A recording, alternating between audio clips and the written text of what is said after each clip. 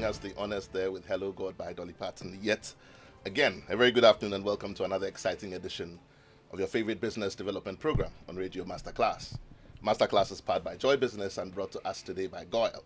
Goyle, they say good energy. Goyle, Yenara, Yedia. My name, as always, is Yaw Barnafo, and I'm happy to be your host for today's edition of Masterclass. Today's edition of Masterclass is one that also comes with some kind of mixed feelings. Today we continue with our conversation on diversity, equity, inclusion, and belonging. And here with us back in the studio is our favorite resource person on this subject matter, Martin Atta-Fynn, who is also the CEO of Afri Consult. Today is our last conversation on this topic area, and we hope that you'll be able to pick up something, or hopefully you've picked up something in previous conversations to be able to help our businesses and how we manage our people. We've always said here that these days the language in the business terrain is changing from the processes, from the techniques, from the physical things to the people.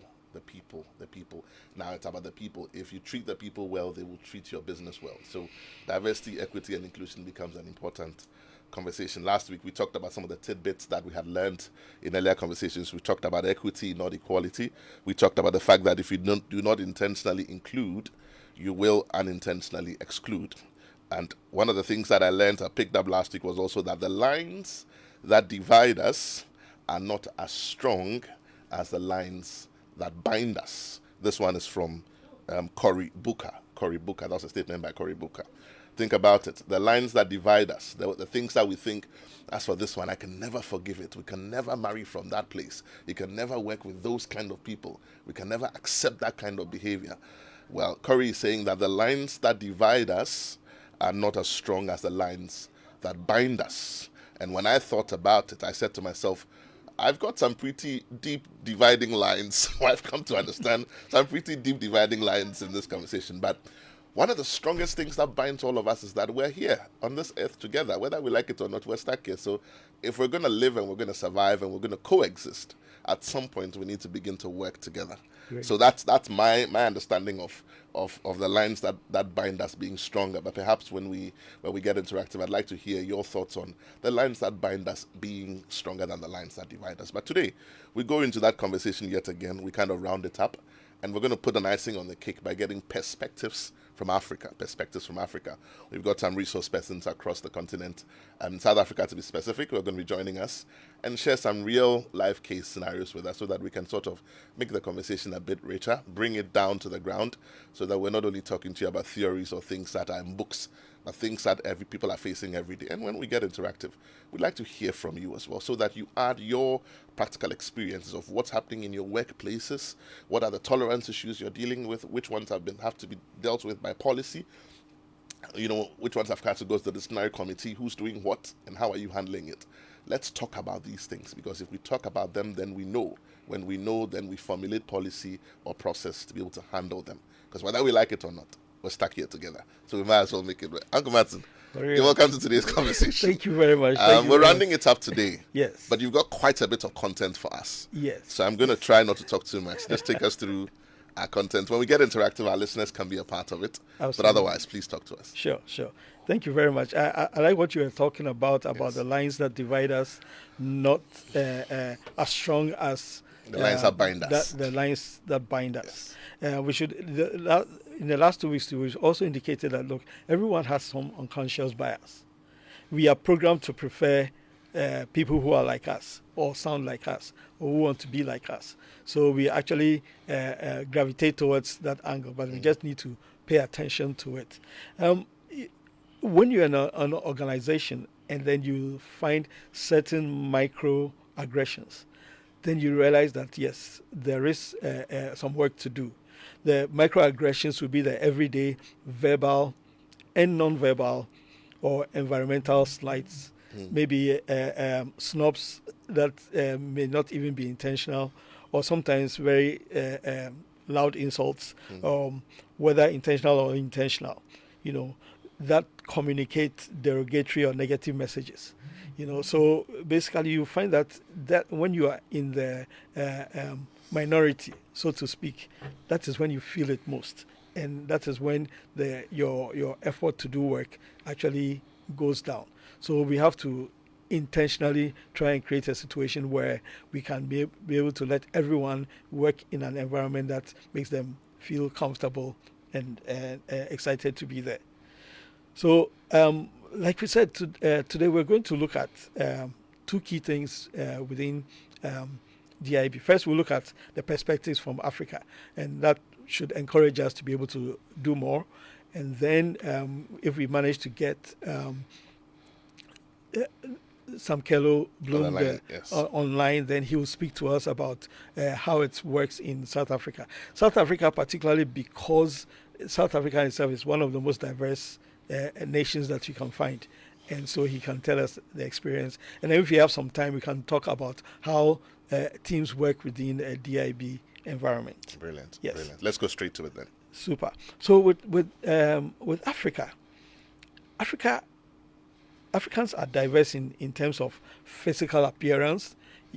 Some are white, some are black, some are in the middle somewhere. In terms of languages. Yet still, some say they are not Africans. And some say they are not Africans, and that is even another minority. Yeah, I mean, in terms of languages and even dialects and different cultures. Yes. I mean, there are about the region of 1,500 different dialects and languages that you can find in Africa. Can you imagine? 1,500. That alone is enough for us to raise our eyebrows and say, indeed, how can we deal with this? So the multicultural workforce is actually a reality. I mean, either within your country or because the boundaries are open, the borders are open these days, outside of the country. I mean, if you look at it from the African perspective and why we need to take this thing more seriously, now there's AFTA. So you'll be working with other organizations across your border, and then you will find differences that that may sort of kind of make your working a bit difficult, etc. Or people will cross their borders and come to your organization, and they will feel like they are being slighted because you don't understand them. So DIB is now becoming a reality that people need to look at. I'm smiling because a typical case in point, when you work across a sub-region, you find that if you're working across Anglophone and Francophone countries, absolutely, there is a culture of work in the Francophone which does not exist in the Anglophone. And it's that at a certain time of day, it doesn't matter what meeting you are in. You have to go for Francophone brothers and sisters, they will get up and they will leave. Yes. And they go for their 2 or 3 hour hours. And absolutely. they come back. It doesn't matter what meeting. It can be a board meeting. They will walk away. But it's part of what they do. Yes. So it's not meant to offend. Yes. And this is where the tolerance comes in. That's very true. I just thought I'd share that example. No, but that's very true. And then when they come back, they work till 6 o'clock, till late, And I had an experience. I was doing some training across Francophone West Africa, but when I got there, they said no, we want this training to be in French.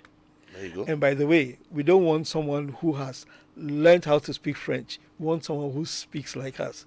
And, if you look at it, it's like, oh, okay. I don't speak French, so already I'm not part of it. But I would have found somebody, but they said, no. We want somebody who speaks like us. So we wanted a French West African to deliver the training. To deliver the training. And they were really, and I was like, okay, they are not even open to hearing somebody with a different accent and dialect. Interesting. So, I mean, that tells us that there's quite a bit of work to do within Africa. So, like the rest of Africa or the rest of the world, Africa has that kind of challenge. If you look at the World Economic Forum Gender Gap Report, they did some research with regards to economic participation and opportunity, educational attainment, health and survival, political empowerment.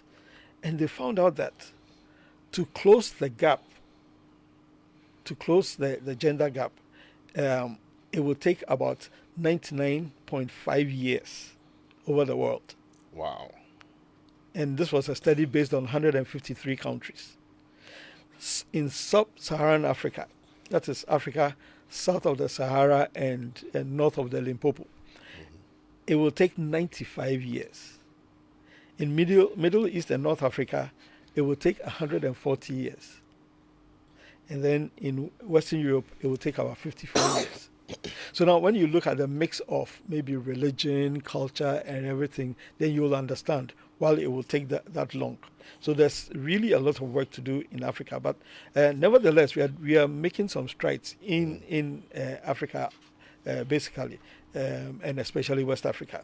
In particular, at boardroom level, Africa leads the world with a 25% female representation on boards. That's an impressive statistic. Yes, indeed. I mean, if you look at the financial institutions in Nigeria, for example, out of about a dozen commercial banks, 4 of them have female chairs of the board. That's brilliant. And if you come to Ghana, financial institutions, insurance institutions, you find quite a number of them that are women-led. I am associated with a fintech called Brasika Pay, and they are doing amazing things.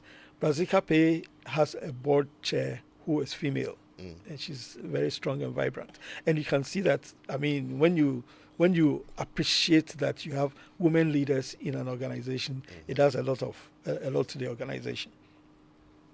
So the main barriers in DIB in Africa are pretty much almost the same, but we have our own issues as well. Of course, the unconscious bias is very strong. Yeah. And then also, what is even stronger is workplace environments that are not conducive to the needs of the unrepresented. So conducive to the needs of women, conducive to the needs of PWDs, that kind of thing. And that is people with disabilities. And then also, there's a point in that research that says the lack of sponsorship of women and of people with disabilities. So it is almost like, look, you need to be able to stand with them, push them, let them appreciate it. Why? Because they are self-limiting mindsets. By the time somebody who is a PWD is going to an environment, if he's not strong and not courageous, he'd rather stay in his space because he thinks people will look at me some way. So then they don't become. The treatment will be different. The treatment as we will be speak different. about the minorities and we talk about women and all that, I ask myself that, maybe just not to dwell too much on it, but to talk about it just for 30 seconds. Do we have an idea under this umbrella what number of minorities we're looking at? I know there are new minorities coming up every day, and I dare say at some point there's some borderline minorities. Are people seeking to abuse the whole conversation on minority? Now, once you're a minority, everybody's looking at you and all that. But do we have an idea of, what let's say like a basket of minorities, and is there a priority of attention, if you like? Are some minorities not mentioned at all? Are some minorities? I don't understand what I'm saying. I understand what you're saying. I understand what you're saying. Yes, there could be some minorities that are not mentioned at all if you look at it. But you will find that, again, for us in Ghana here, you can see that the minorities may initially be represented by a ministry, the gender ministry, which looks at gender, looks at persons with disability, and looks at children. Right. So there may be others that may be secondary. So already this identified. The point I wanted to drive home was that there's identifiable effort. Yes. Number one, to identify these minorities, and number two, to provide the requisite attention and support from the state. From the state, exactly. From private sector as well. Exactly. Yeah. So others may come in as secondary, because there may be a minority of Muslims in my office, because I'm Christian, and probably the people I have hired are all Christians, and I may have just one Muslim, so he'll feel like, but in another environment, there'll be a minority of Christians because that has also a Muslim environment. Or there may be other religions that are not even talked about, and they also now fall in under the unrepresented. Yes. Right. Okay, let's proceed, sir. Yeah. And because of all of this, there could be some discrimination and the lack of diversity-friendly policies. So that is why we are doing this. That's why we are discussing this. That's why it has to go into organizations' policies and procedures as well as their strategy. I ask this question again because for an employer who's listening to us, he needs to be able to draw the line between what my responsibility is or what my tolerance level is and what my direction is. Yes. I must be clear and strong about where I'm going in order for me to get people to follow me. But in doing that, I must not be ignorant or unfeeling about how the people who are following me feel.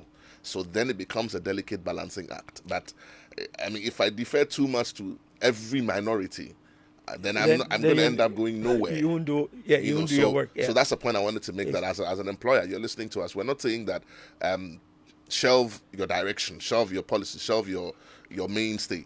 But we're saying that in doing that, do not go without considering certain things that the people who are following you also are characterized with. Because otherwise, then you leave them out completely. Also. Absolutely, but as always, the first step is always the awareness. If the employer is even aware that there could be these diversity inclusion issues and making an effort for inclusion, that is already a major step. Right. Yes. Yeah. So the biggest issues, particularly in Africa, are maybe the lower level of integration of women in a formal workforce. So if you cast your net around, you find that there are fewer women than men in the formal workforce. When you go into the informal, you find out that they are also have their challenges over there. It's just financial inclusion and all of those kind of things. So those discussions are going on now. People are making efforts, yes, but it's good to be aware of that.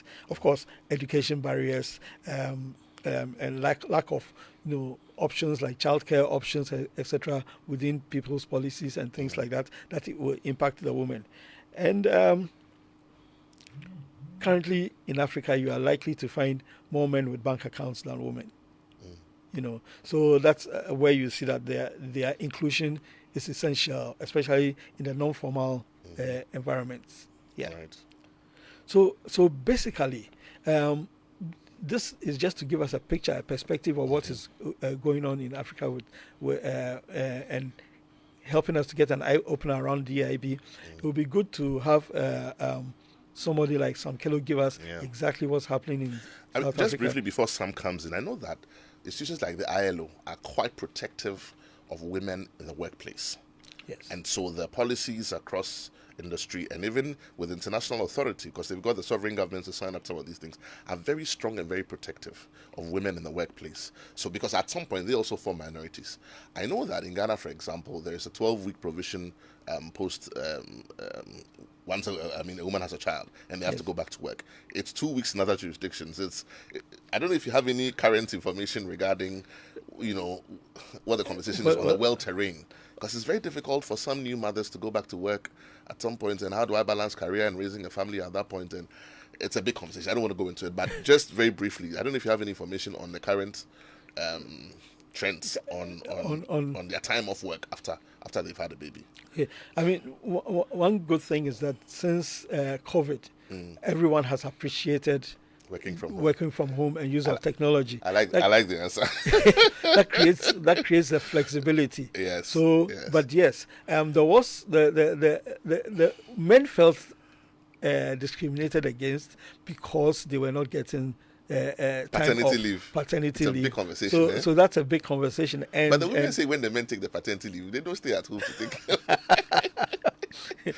And that is and that may be true, but basically, so now even in Ghana here, there are organizations who may have at least 1 week paternity leave for the men to be able to appreciate, but the women, I like the way it works in my country here, because you're still given the 12 weeks to recuperate that before you come. It was less in East Africa. I remember in our policy in East Africa it was less. It was I think 14 days or something. In some places, it's actually just 2 weeks. Just 2 weeks, yes, to that extent. And it hadn't changed. Please, you're an employer, you're listening to us. If you don't have paternity leave in your policy, start the conversation, because very soon the minority, the men will say they are being treated. But I think that just to get the perspective, like you said, we've got Sam Kello Bloom. He's the CEO of Nomatu Consulting in Cape Town, South Africa. And he joins us today on Masterclass to be able to share some perspectives with us. A very good afternoon to you, Sam Kello, if you can hear me.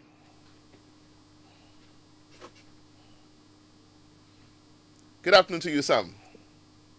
Good afternoon. I can hear you perfectly well. Apologies. I'm in transit. I'm at Joburg OR Tambo Airport. Brilliant. How's Joburg today? Now the weather is better, but it's very cold from the south. I'm going to try and put my camera on for the benefit of my brothers and sisters. Sorry. Try and stay warm for us. So you're live on Masterclass here. We're here with Martin and the team. And we're talking about diversity, equity, inclusion, and belonging. And today we decided to just have a chat, with you get some, some perspective on what the situation is in the business areas, in the homes, in the workplaces in South Africa. What's your specific encounter, maybe as case studies for us, so that it gives us perspective on the conversation and we're able to appreciate it a lot better. Just feel free to share with us whatever information you have in this regard, Sam. No, thank you very much. And I'm pleased to also join Martin and you in this program. As you've mentioned, I'm from Nomadu Consulting, only focusing on diversity, inclusion, and belonging. 5 years now in the industry. For the first time now, we're seeing a lot of discussions around diversity, inclusion, and belonging in Africa as well. I'm fortunate to also do global work. The challenge we have, most literature on diversity, equity, and inclusion is only global for Asia, America. There's little literature for Africa.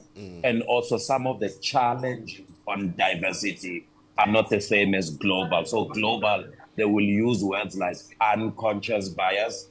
In Africa, we might have different challenges, which Martin might have mentioned, around culture, around ethnicity, around gender, around children. Interesting enough, children. I heard you talking about paternity leave. Is coming a lot on diversity in Africa as well. So that has been our experience. It's still growing, and most companies are now engaging on diversity, equity, and inclusion. Also, I must share with you, some people still don't know what it means. So there are some organizations that have an HR strategy, but when you read their HR strategy, you don't see any mention of what are they doing on diversity, equity, and inclusion. Thank you. Right. I mean, those are some wonderful thoughts. Martin, I don't know if you want to just chip in as well, before we let Sam go. Yes. I mean, we can ask him a few questions as well. Yeah, we can ask him a few questions as well. Just picking up on what Sam is saying, and this is South Africa, and he's saying that now there are discussions around diversity, equity, and inclusion, but lots of organizations have not ingrained it in their HR strategy, in their corporate strategy, and that is where we want to get to. Because if you don't include it intentionally, you unintentionally exclude it. Yeah. Sam, let me ask you this very quickly. Are there significant, should I say, examples that have probably, like cases that have gone to court or cases that have become the center of conversation in the media regarding a minority that thought that their employers were intolerant of their situation, which became a learning point or which became a catalyst for this conversation in South Africa? There are certainly cases around gender, definitely around gender.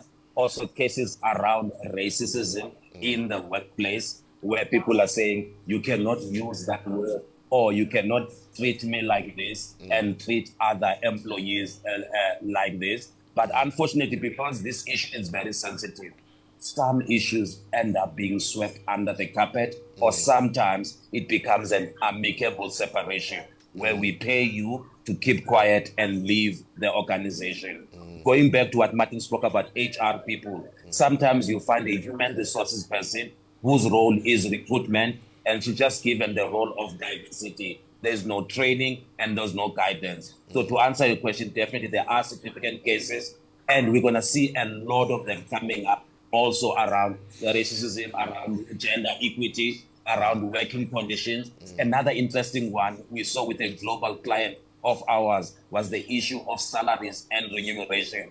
It amazes me how people want to discuss diversity, equity, and inclusion, but they don't want to discuss how salaries are part of diversity, equity, and inclusion. Thank you. I was actually going to ask that question about remuneration, but I mean, I assume that, at this point, once the conversation has started, it will be based on an equal opportunity employer. So it's based on your skill and your qualification. But it's interesting to hear that, sometimes there are some of those cases where some of those intolerant decisions do take place. But again, let me ask you, in the few years that this conversation has become strong in South Africa, in the business terrain, with entrepreneurs, with business owners, with policymakers, with general managers, with CEOs, if you want to measure the two things, the depth of understanding and the need for this conversation vis-a-vis, the penchant for tolerance, let's start from the second one. Do you think that there's a good level of tolerance where this conversation is concerned? And then number two, do you think that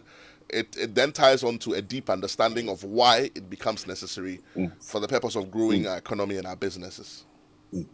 Yeah. So on my side, in the work that we've been doing, I can certainly say that I don't speak for the 61 million South Africans. There's a tendency in my country to approach diversity, inclusion, and belonging from a compliance perspective, to do the tick box, but not to be influential, not to be relational. So sometimes we only do it because we just want to comply. So and that for me always worries me. It's not relational. So we don't worry about employee experiences around diversity, equity, and inclusion. So that would be my answer on the first question that you have asked. Also, let's please not underestimate the role of leaders and managers on diversity and inclusion. I like the last question you've asked me.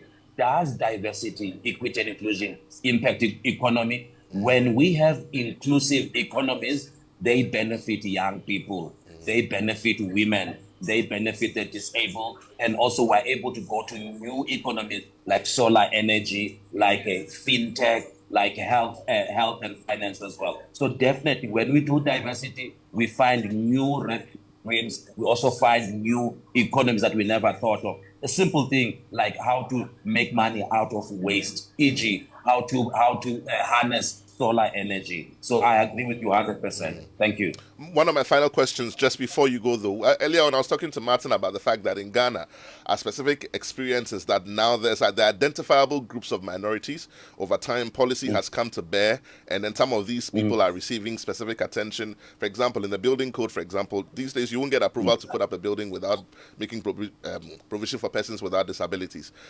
Granted that the process is slow, and granted that it's not as fast as we want it to be, do you think that in the general business populace, I'm talking about employees, I'm talking about the general population, do you get a sensing that people feel that even though the process is a little slow and they would have loved it to be slightly faster, at least something is being done, and at least there is hope for the future where this conversation is concerned? Do you get that sensing? Yeah, so for me, my sense is that sometimes the bus is moving but very slow to what you said. In South Africa, we've got a target of 2% at people with disabilities.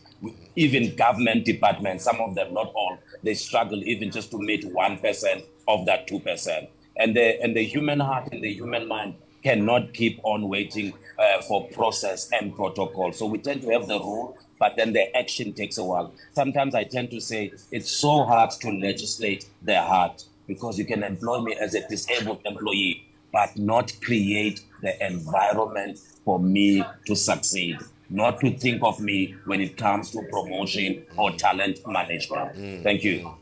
Thank you so much, Sam. Your final words there. I just wanted to leave us with some fun thoughts. What should we not forget here in Ghana, learning from the example of South Africa? What's the one thing that we should not forget as we continue in this fight? Firstly, I appreciate you saying learning from South Africa, but also I think Ghana is also rich on its own. It can also bring its own lessons. I really love when African countries are regional and they have their own solutions. Could be told some things we also did them wrong. So I don't want us to be the big brother that leads the lesson. And then the two words for me: being intentional. If we're gonna be doing diversity, equity, and inclusion, let's be intentional. And lastly, be intentional. And most importantly, Martin touched on it as well: gender equity. Young girls must be exposed to aviation, to finance, to technology, artificial intelligence. Please, gender equity. Thank you so much. That's Samkelo Bloom. He's the CEO of Nomatu Consulting in Cape Town. He's taking time to join us this afternoon in Masterclass. Sam, thank you so much, and please keep warm. Don't catch a cold. This is Masterclass. If you just joined us, and we're having a conversation about diversity, equity, and inclusion. We're just joined by Samkelo Bloom from South Africa, sharing some thoughts on case studies on how this conversation pertains in South Africa. We take a quick message from our sponsors. When we come back, we get interactive. If you have just tuned in, this is Masterclass here on your superstation, Joy 99.7. We're interactive right now. Numbers to call 0302 216 541. That's 0302216541. You can also send us your comments on 05511111997. That's 05511111997. If you're driving, please do not text while you drive. We definitely want you to arrive alive. But otherwise, pick up that phone. Give us a call, 0302216541. Diversity, equity, and inclusion, and belonging. What are your specific experiences? These things are happening in our workplaces. If we don't talk about them, we will not learn. We will not become better for it. Let's not hide it. Pick up that phone. Let's share thoughts. Let's become better for it. If you have any motor vehicle of any kind, then I've got some great news for you from Goyle. What do you do when you run out of fuel in your vehicle? Do you just stop anywhere? If that's what you do, then please don't do that anymore. Let us introduce you to the Good Energy family and why you must be a part of it. Goyle Super XP Ron 95 and Diesel XPs are the best quality fuels with high performance in town for your vehicle. Goyle Super XP Ron 95 is a high-grade fuel sold at the same price as normal fuel. Goyle's Diesel XP is low in sulfur, making it an eco-friendly option for your vehicle. With over 440 stations across the nation, join the family that rewards you with quality for an energized driving experience. Goyle, good energy. Goyle, Yenara, Yedia. Phone lines are still open. Please pick up that phone, give us a call. Let's be a part of today's conversation so that we can share our thoughts. 0302216541 or send us a comment on 05511111997. Martin, while we're waiting for those phone lines to ring, quick reaction to Sam Kello's comments, and then maybe we can just finish off the rest of the content while we wait for the phone lines to ring. Yes. Exactly. I mean, in fact, very profound thoughts he shared, isn't it? Absolutely, very profound thoughts he shared, and interesting that he mentioned that he does not want to play the big brother role, because South Africa is so totally different from us. They are so diverse. It is not funny, and they came from an environment of apartheid. Exactly. So for them, they were on the other side of the normal line when it comes to diversity, but they managed to crawl back. Indeed. For us, we actually were more together, and then now have kind of drawn a few lines and are coming together again. So and either ways, because we've been together, somehow my thought process is that our complacency also creates our own intolerance levels at different points. Exactly. Same way on the other side of the conversation, their forced division also creates intolerance on some point. Whichever way you look at it, no one gets away free. No one gets away free, and because of that, you realize that the solutions are different from different angles.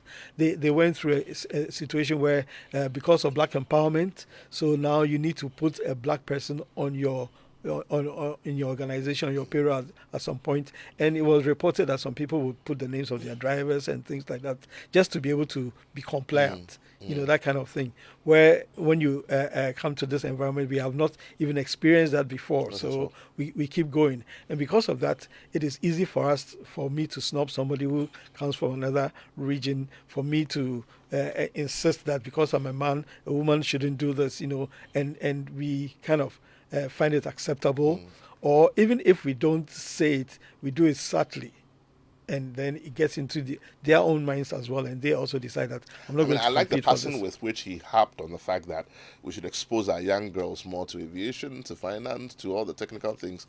And I think I must take this opportunity and commend our people over time, for so that's a concerted effort on girl child education, on gender, to all STEM. All my people, all my mothers who are fighting, on that side. Well done. I think that it gives us a very good example as a country and puts us in very good stead. Yeah, a very good stead. And there's some very serious ladies in technology this time.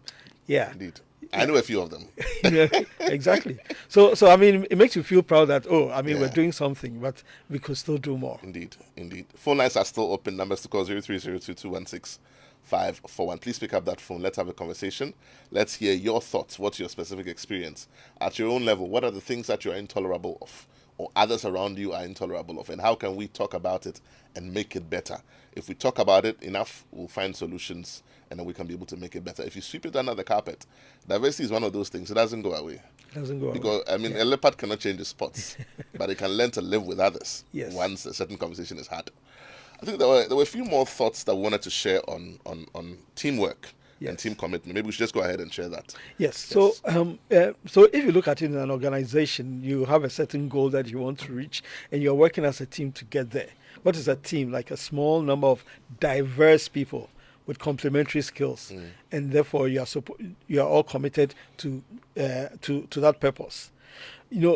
When you're in your organization and you realize that there's some sort of complaints, conflicts between personnel, and lack of clear goals, confusion, loss of productivity, etc., then you know that you need to actually work on a team. Now, we have to look at it from these kind of lenses. Look at it from a football team. Every person has a role in the team. In a team.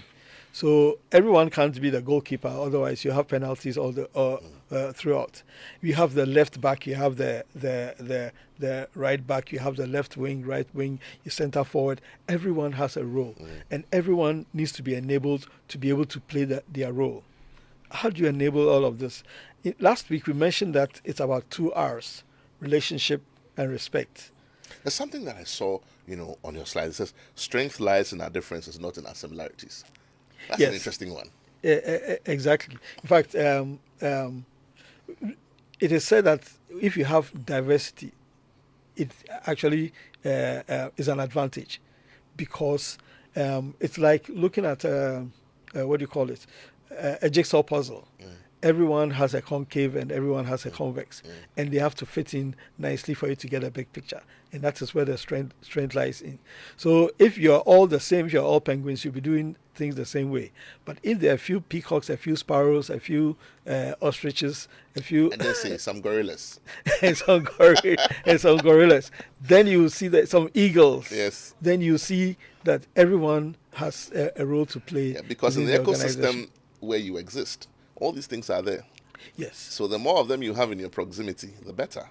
Because you're used to them, you know how to deal with them, and then when they show up, it doesn't become... Because one day you're going to hire somebody who's the best technology person to do some kind of work, but he's a gorilla. Yes. And you're all penguins, and you've never seen a gorilla before. You'll be surprised.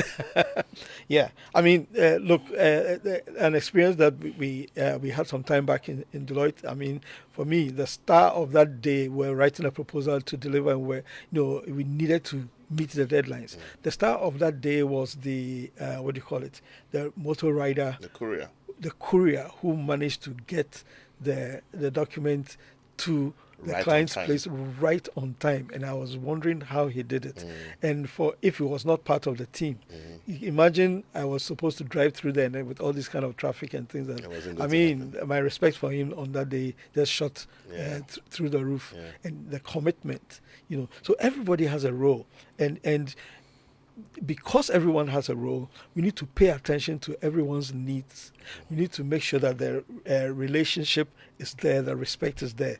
But more to the point, the responsibility, everybody also has a responsibility for the team, not only for the organization as well. So that is what makes the teams successful. At the micro level. So level. It's to the organization, but it's also to your team. Exactly. So everybody's role has specific requirements. So people will want to play their role. Don't let someone come and play your role for you. Let him do that specific requirement. But you are supposed to enable them and support them. So if you look at soccer, players understand their position. They understand what they are doing, where they are aware of what is required. And of course, they also know the boundaries of their roles. And they also function better if they have other people supporting them, and if the enablement is there. The other thing is that we need to be able to, in a team, you need to be able to trust each other. So if someone comes in and he begins to mistrust you only because you are behaving in a certain way, which is part of those microaggressions, you need to, if you are not aware, it becomes a problem. You have let's say maybe a Caucasian as part of your team. He speaks with an accent. He comes and he speaks the accent, and then there's somebody sitting there. The receptionist looks at you and says, "Nyaw kan mintiasio," right in front of him, and then you also laugh. He feels like you are... It's denigrating. Yes, and then suddenly he doesn't trust two of you anymore. He decides to work in his own in his own hole. So those are the things that. As you are saying this, there's an example that has just come to my mind about, some people, these days a lot of people are raising their kids and they're speaking English at home and they're not teaching them the local language. Yes, that's true. A friend of mine said to me, says one day he was talking to his wife and he started speaking the local language and their daughter came up and said, "Are you speaking Akan because you don't want me to hear what you don't want me to hear what you're saying?" It just yeah, no, you see, and this is even just a little bit of what, and this is your own daughter, and next time you're speaking Akan, she does not trust what you're saying or what you're going to do. It's like whenever you don't want me to hear, then you switch. In certain homes, whenever you don't want, the father or the mother to, then you switch the meter band. Exactly. My mom didn't used to speak Gan very well, but if she didn't want us to hear, she'd speak Gan to whoever she's talking to. Oh, yeah. Okay. So basically, I just wanted to raise the point that even trust is also essential. If you have all of that in mind, people have their roles, they have their responsibilities. You give them the kind of respect, and then you build relationships with them. Then they tend to trust you. And then you're able to coordinate your purposes properly. And that should be the foundation of DIB in an organization. We say that the foundation binds the people together, particularly when a team is under pressure, because they know that they can trust you. And the deeper the trust, the better. They say the deeper the foundation, the higher you can build. There's something here. I've got just about 2 minutes on the clock. There's something here on your slides that talks about stages of team development. And I just wanted you to just touch on it real quick. The context, the conflict, and the coercion. And I like the questions that are there. Why am I here? How will we do it? Yeah, okay. So the stages of team development, there are two of them that I had put in. One is the typical Tuckman model, which talks about forming, storming, norming, performing, and adjusting. Yes. And if you are looking at your DIB policies, you need to know, consider it whilst you're forming, whilst you're storming. And then the Dressler-Sibet model is the one that looks at orientation, trust building, goal vision, looks at commitment, implementation, and then high performance and renewal. Right. The orientation, trust building, and goal clarification is the context stage, where you are actually more like you're forming. When you bring the team together, you need to build trust. You need to orient them as to what they are doing, and then people will start, wanting to know, where exactly do I belong. Then that means they have kind of shifting into a conflict stage where it's there. That you call the storming. Okay, so under there you see that people would want to now be able to commit. It is only when they commit that you can get them to start implementing, and then after that, then you can see that the team is now performing much better. You have to go through all the stages. If you miss one stage, you will probably come back. And then if you miss the storming stage, you definitely come back and start again. And storm again. I think that we should find time, maybe later in the year, maybe my producer will bring you back again and we can have this conversation again, maybe like a part 2 of it. Because there's so much, so much to talk about. We're unable to cover. But I believe we've also done quite a bit in the last 4 weeks. We've talked about a lot of things. Yes. What are the takeouts? Maybe just three punchy takeouts. What should we remember from this conversation on DEIB? Just 3 punchy takeouts, if you will. To start with, the conversation has to start within the organization. The awareness is what will talk about it, let it be known, bring it out in the open. Exactly. And then you should be aware that everyone has a bias one way or the other. Everyone has a bias one way. Just be aware of it and make sure that the person sitting next to you doesn't feel like you are denigrating him or her, or you're not paying attention to his or her needs. And then finally, as we kept saying, that if you intentionally, how do we put it? We said if you unintentionally exclude, you will only just pay attention to it and be intentional. Exactly. About if you unintentionally include, you will intentionally exclude. Yeah. Yes. Wow. So much information there. One of the things that has stayed with me in this whole conversation is the quotes by Cory Booker, and that says, "The lines that divide us are not as strong as the lines that bind us." That's what we leave you with in this conversation on the DEIB. This has been Diversity, Equity and Inclusion and Belonging here on Masterclass for the last 4 weeks with Martin Atta-Fynn, CEO of Afri Consult. And it's been a very profound conversation. I hope that you've been able to pick up some thoughts for your management skill at work, and hopefully you're going to be a better manager, a bit more tolerant, understanding DEIB. Hopefully we'll bring you a second edition at some point later on. But otherwise, thank you so much for joining us and being such a wonderful audience. God willing, we come your way with yet another exciting edition of Masterclass next week. Thank you for listening.